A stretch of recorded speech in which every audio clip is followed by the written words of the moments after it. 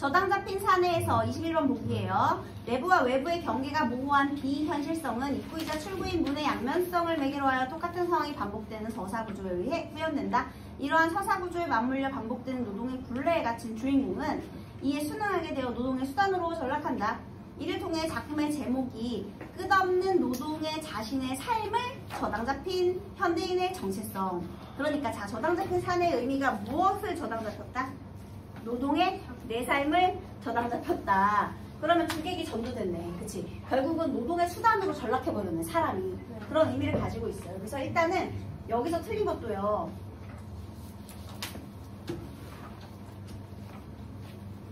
이 발작적인 충동이 원래 순응하면서 살다가 발작적으로 가끔 저항하려는, 벗어나려는 충동이 일어나는 거거든요. 그 본문 읽어보면. 그럼 폐쇄적 분리를 순응하는 게 아니라 오히려 가끔은 벗어나고 싶은 감정을 느끼는 정반대로 설명이 되어 있기 때문에 완전히 틀린 거예요. 자, 그렇지만 어쨌든 여기 앞에 내용을 한번 읽어보도록 하겠습니다.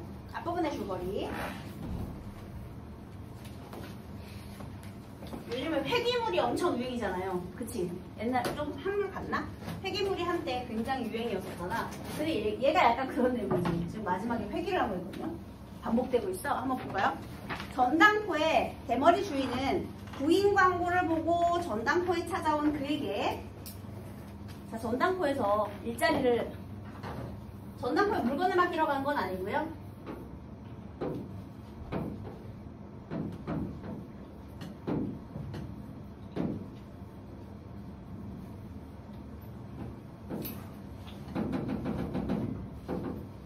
전당포 대머리사네.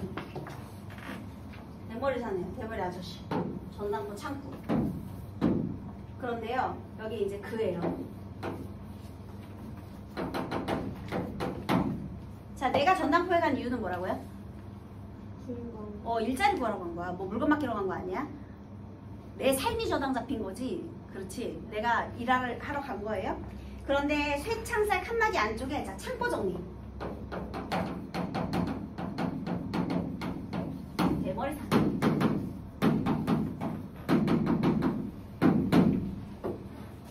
그래서 정리하도록 시켰어요. 그는 창고 안에서 일을 하던 중 창고 문이 사라졌음을 알게 됩니다.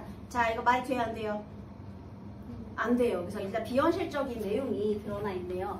자, 창고를 가서 정리를 하는데요. 갑자기 있던 문이 사라지는 경험을 하게 됩니다. 문은 애초부터 없었던 것인가, 아니면 호련히 사라진 것인가? 그 점이 분명치 않은 이상 어쩌면 저 벽들도 단지 환상에 지나지 않는 것인지도 모른다는 생각이 갑자기 그를 충동질했다. 자, 문이 없는 이 벽. 벽의 상징적인 의미는 무엇일까요? 단절. 단절된 삶. 폐쇄된 삶. 오, 우리 학생이 잘하네. 단절과 폐쇄된 삶이죠.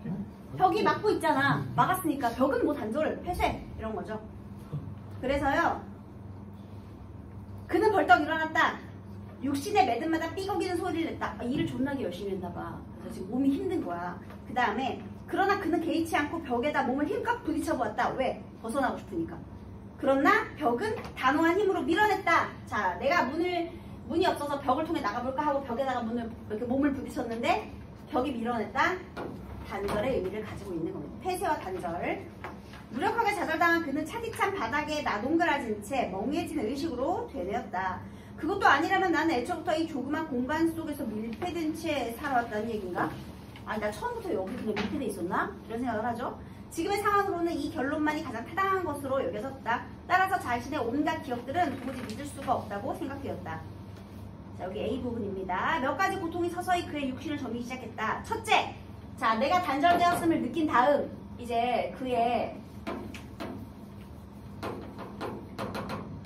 생각이에요. 그런데 자, 그가 느끼는 단절 후의 고통이요. 첫 번째는요, 시간의 흐름을 측정할 길이 없는 괴로움이에요.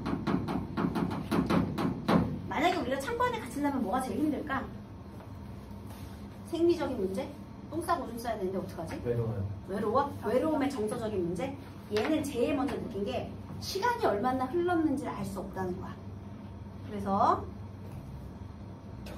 그 고통 때문에 유폐감은, 그러니까 가둬져 있다, 이런 유폐감은 한층 더 가중되었다. 그래서 심지어 있잖아, 어딘가에 갇히잖아. 그러니까 예를 들면 냉동창고에 만약 갇혀서 사람이, 그러면은 되게 짧은 시간 안에 되게 짧은 시간이었는데 예를 들면 뭐 한 3, 4시간?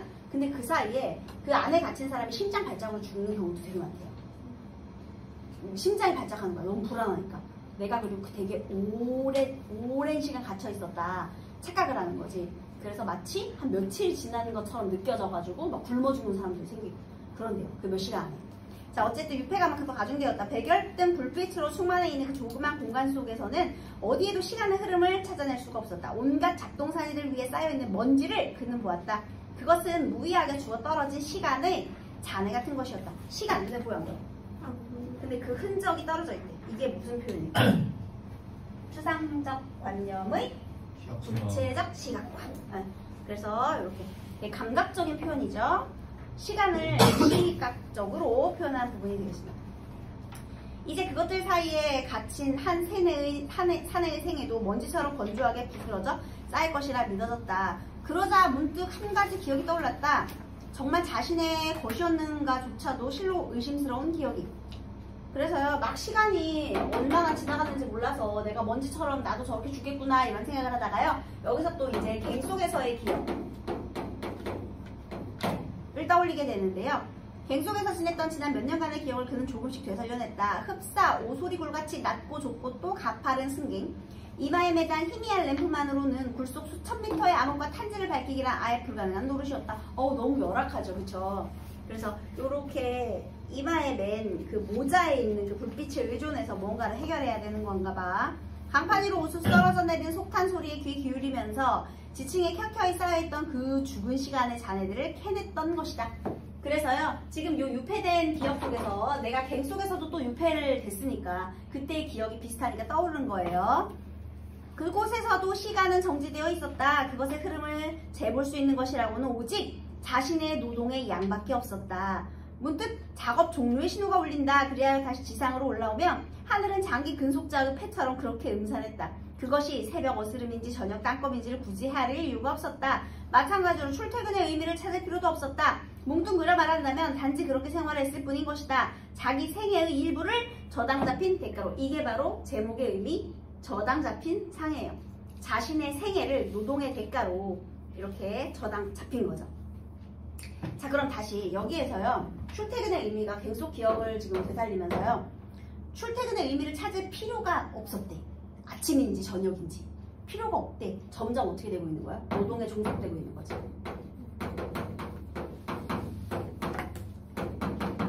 시간이 얼마나 흘러가는지 알 필요가 없었다는 거야. 아침인지 저녁인지.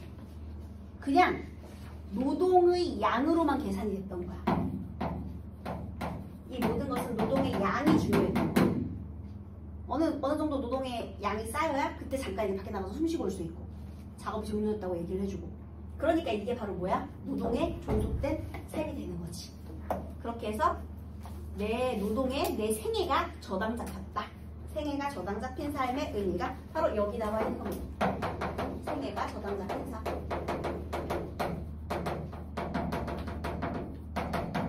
이건 다시 말하면요, 노동에 종속됐다 아니면 노동의 수단이 된 나의 생애잖아요. 그러니까 나의 노동의 수단이 된 인간, 뭐 이런 것도 다 가능합니다. 자, 그래서 거기 A 부분 있잖아요.